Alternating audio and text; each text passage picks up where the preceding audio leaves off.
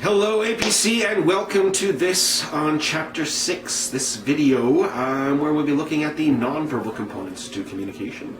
So at first we'll have a definition for nonverbal communication, then we'll look at some of the principles of nonverbal communication, have a look at some of the types of nonverbal communication, and lastly we'll look at some of the gender and cultural differences surrounding nonverbal communication. So in terms of definitions, we've actually already been through this. The nonverbal communication is any aspect of communication that doesn't involve words themselves. That's it. That's all we need. Right? The similarities being that they are both symbolic and nonverbal communication. They're both rule-guided. They can be either intentional or unintentional. Of course, one of the differences, though, is that nonverbal communication is higher in the unintentional category, and both are bound to the culture. Some of the differences, though, is that nonverbal communication is usually perceived as more believable. So if somebody is saying something to you and their physical language is contradicting it, we'll have a tendency to believe the physical language normally over what's being said. Nonverbal is multi-channeled. So for instance, as I'm talking to you now, I have where my eyes are looking, I have what my mouth is doing, I have what my hand is doing, my entire body. And even the books in the background, all of these are several channels that are telling us that things are going on and are all open to interpretation. And lastly, nonverbal is continuous. So what that means is, as we've already discussed in the class, is the idea that it doesn't stop. So even when somebody stops talking to you, there's still a message there. And when we looked previously, the idea that symbols are ambiguous, the idea that silence definitely sends a message, the ambiguity says that we don't necessarily know what that message is. Right, so with regard to the principles of nonverbal communication, it may supplement or replace verbal communication. So what we mean by that is it can supplement it. So if I want to be able to say, when we caught that fish, the fish was this big. I'm talking about how big the fish was, and I'm using this nonverbal component in order to supplement it. I can also replace it, right? So, rather than saying yes, then obviously I can just nod my head, or no, I can shake my head. I don't need to be able to say, I don't need to be able to speak in order to be able to get those messages across. Nonverbal communication may regulate action. So this makes sense. We get, actually, in terms of the regulatory language that we were talking about before, in the verbal components, it makes sense now. Where, in the context of a classroom, if your professor asks a question, you're raising your hand, that indicates that you want to be able to speak and you will be acknowledged, and a chance to be able to speak in turn so that not everybody is all talking at the same time.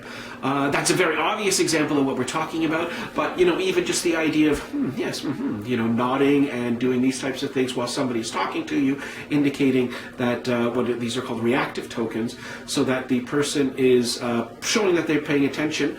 The other person may have paused in their conversation, but the other person gives up their yes, please go on, in order to be able to continue the conversation. Right? Nonverbal communication often establishes relationship level meanings.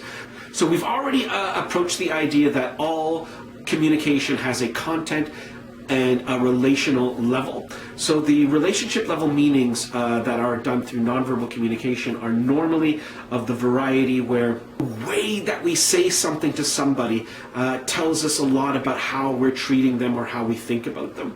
So verbal and nonverbal communication are often used together. I'm doing it right now as I do this with my hands, and as I'm looking down you can see where I'm looking and these types of things. So these are all happening simultaneously. The textbook tells us that roughly 90% of communication that happens within a face-to-face conversation, roughly 90% of that communication is nonverbal. So here are some of the functions that it can have. So for instance, we could use it to repeat. Are you hungry? Did you want something to eat? And it's like, yes, please. Sorry, what was that? Right? So you're repeating what it was that you were doing, right? To highlight, right? So if I'm going to come over and try to be able to emphasize, we have to be able to get this done. This is integral, right? And I'm whacking my hands on the back of the hands in order to be able to emphasize something that's going on there. To complement. Right, so that these things are complementing at the exact same time. Where's the bathroom? Well, it's down the hallway and to the right. So I'm complementing the stuff that I'm saying at the exact same time that I'm doing it. It can be contradicting, right? How does that taste? Oh, it's fantastic, right? And why do we do that? Well, a contradiction, we can understand that as a failed attempt at deception. If we want, in other cases, it could be that face-saving technique that we were talking about in the verbal chapter. So that, for instance, I actually don't like it, but I don't want to tell you that I don't like it, even if my physiology is saying everything about me doesn't like it. It's important to you that you think I like it, so even if I don't like it, I'm respecting your feelings by lying to you, that kind of thing. It's not necessarily a lie. These are social rules, social mores that make it possible for us all to be able to live together. And then, of course, the last one, substituting, is the idea where the nonverbal is substituting for a verbal message. So that is, again, that head nod for yes, shaking for a no, I'll kill you with my fist, right? That type of thing, right? All those types of things that are going on.